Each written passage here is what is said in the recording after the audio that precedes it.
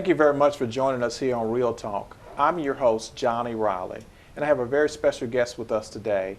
I have Miss Barbara Pitts Riley here, and we're going to talk about her rise to success and also how she's been able to move throughout the nonprofit sector and be very, very successful as it relates to fundraising, community activism, and then also doing things for those individuals in the low to moderate income area. I just want to say thank you, Ms.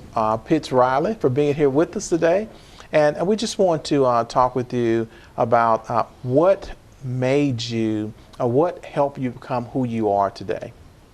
Thank you, Mr. Riley, for allowing me an opportunity to share with you this afternoon. Interestingly that you would ask me that today, because I was just sharing with someone earlier, one of my mentors from Leeds, Arkansas, and it was 25 years, the 25th year anniversary of the March on Washington that really made me or gave me my true purpose in life, to serve people, to serve all mankind. And on that trip, I met a lady by the name of Precious Williams, who is a community builder from Little River County. And we shared on that trip to and from Washington about what she was doing. And she invited me over to Little River County to help her out. And the rest has been kind of like history. It's been a stepping stone for my career as a community developer. And that's good to hear. And I noticed something that you said, that she invited you over, which means she was willing to expose you to things that you've never been exposed to before, and she was willing to let you volunteer. So is that what you're saying? Well, what I'm saying is she told me about an opportunity that she had been given, and she needed someone to help her carry out her task. And I graciously volunteered along with a couple of colleagues, longtime friends. People know Robert Jones, Joyce Campbell, and we all went over to do what we could. And as we started developing programs and moving in Little River County, also moving in organizations in the nonprofit sector in Little Rock with the Winthrop Rockefeller Foundation, Corporate Extension Service. There were opportunities that we brought back to Texarkana to other nonprofit organizations such as Sandflat Glendale, Shannon Neighborhood Center, Ozan Ingram Iron Mountain Neighborhood Center, in a partnership or collaboration, if you will, for funding with Winthrop Rockefeller Foundation in the amount of about $27,500 in a multi-year grant if we work collectively together. And you brought up this issue of money, and that's on many people's mind, and I'm glad that you brought that up.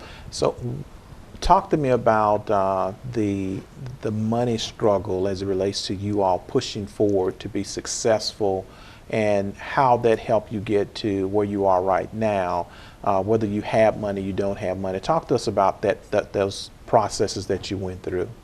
Well, as you heard me say many, many times before, relationships are primary.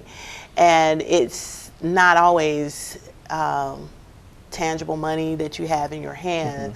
It is the ability to tell your story, the need that needs to be addressed, and the influence of influence. As you know, in today's world, it seems to be a shortage of grant funds, availability. Money has always been here, and money will always be here. I believe that accessing the dollars is only as difficult as it is to make sure that you apply the dollars and use them as they should be used. And if you're meeting a need and addressing it in the perfect will, let's say, then all of your needs will be met, and the people that you're serving will be served. And you know, I've often said in all of the experiences that I've had in my life is that it's not a issue of how much money is in the system. It's just how we're using those dollars that are allocated to the system. How do you feel about that particular statement? Well, I totally agree with you, Mr. Riley, because it has been my experience that, and I often tell this story, when people say, can you help us? I always get there right after they gave their last $500 to someone that was going to write them a grant and they never saw them again. There is this myth that people tend to think, well, if you can write a grant, you can write your salary. Well, not so much truth to that today. The reality of it is that funders fund programs. And then when they give, typically they give to individuals who they know will be totally committed and responsible for implementing or using their dollars where the funder gets the best, promotion or recognized for what they gave and how they gave and the benefit of what they've given. People tend to think that, well, if you write the grant, you can write yourself in and you can pay yourself or 10%. That is not the case today. Just recently completed 2 grants earlier this year through the state of Arkansas, and there's very little money for administration. The money is for the program, and one is a youth leadership development program, and over a 5-year period, that's about $75,000 invested in our young people right here in Texarkana that, will go a long way in developing leaders when we implement those dollars to bring them on shows like this, expose them to media, expose them to going to national conferences, like the national conference will be in Orlando, and then the opportunity to interact with other youth from all over the country.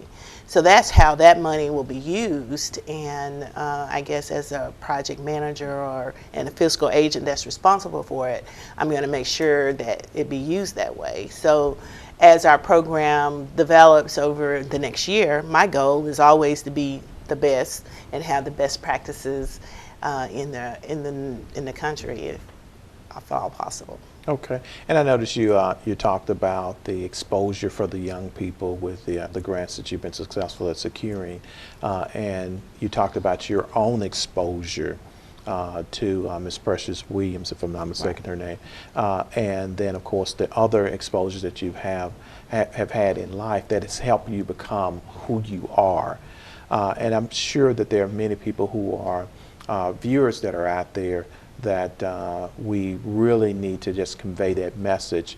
But we're going to take a short break right now. We're going to come back with that specific message to talk about how our exposure helps us to become who we are.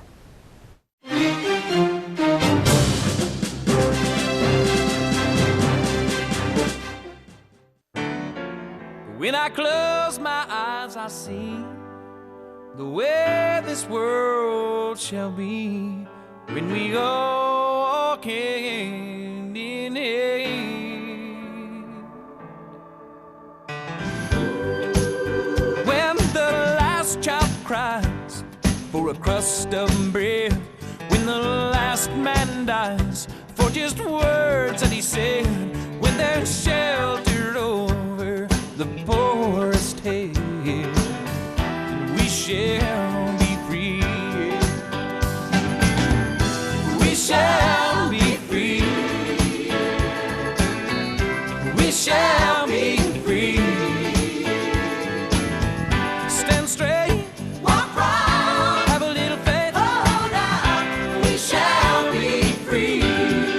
Oh, we shall be free.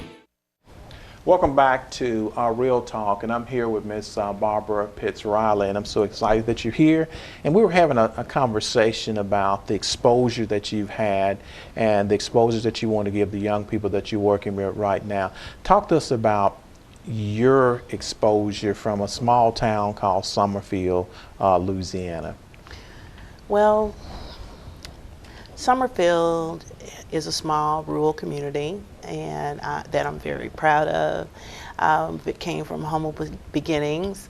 One of the first fundraisers I did, I think I was probably about 16 years old. We did it on our church parking lot, and they said nobody's going to pay to have their car washed in sand. But we had some people come out. I think the goal of the project was to put a mural in the choir stand, you know, to have that baptistery look. And we were successful to raise about $100 and some to get that painted by someone you may know, Coach Tippett's wife from Grambling State University. Yes. And she painted the portrait, and it still hangs in the sanctuary at Mount Olive Baptist Church in Summerfield, Louisiana. But the thing about it is that coming from that little small town, my first exposure was through 4-H Club. My grandparents were my parents, and if it wasn't school, academics, or church, I didn't get to go to the parties and all of that. So that was that's my background, and everything that I did was to be able to get exposed or to get out of the house or to get away, you know. And so my first trip on my own was to Louisiana Tech for what is called a literary rally, where you compete with other students from all over the state of Louisiana, academics. And kind of after that, and when you say, well, Summerfield, where is that? I guess our greatest icon from there is Karl Malone, the mailman, basketball, formerly with Utah Jazz, and retired from the Lakers, and now is a businessman in the Ruston, Louisiana area. But it has always been a desire for me to be able to be knowledgeable, to see other parts of the world, and I've been a lot of places, and I was also having a conversation with someone recently that every trip that I've taken pretty much to places that I've been, you know, Africa, Australia, New Zealand, Alaska, and most recently Birmingham, England, it didn't cost me anything. It was just being at the right place at the right time, and having people of influence other people and tell them about me, and they felt that I was worthy of investing in. So it has not really been a struggle, and it was interesting that a girlfriend and I, we went to get our feet done on Saturday, and the Asian gentleman that was doing my feet, he said, your feet says your body has not had to work or struggle in life. And I'm like, really? So it was so that. So you can tell that all about doing your feet. All about doing your feet. And I was like, and when he told me that, I was like, really? But life has been good. The opportunities have been great. And I just encourage anyone that have a desire to move outside of Texarkana, to go and see what the rest of the world is like, but then also come back and make a contribution or continue to support things, but from a global perspective. And you brought up something interesting there as you relate to this global perspective and the exposure that you've had. Do you think that some of the young people in our community, the reason that they don't have hope in some cases, not to say every young person doesn't have hope, but some individuals, if they were exposed to other things or other environments or other communities, do you think that they would have a different outlook on life? Oh, most definitely. I believe even if they just had some structured activity where they maybe just even looked at videos from other parts of the world and what young people are doing in other areas with so much less than what they have here in Texarkana. It's been my experience as I travel even just within the state of Arkansas. There are people who have so much less than what we have here in Texarkana and are doing so much more. Example, I went up to Carthage, Arkansas once to a nonprofit to help them with organizational development. It was one of the things that I specialize in. And this group met in the back of a post office, and their door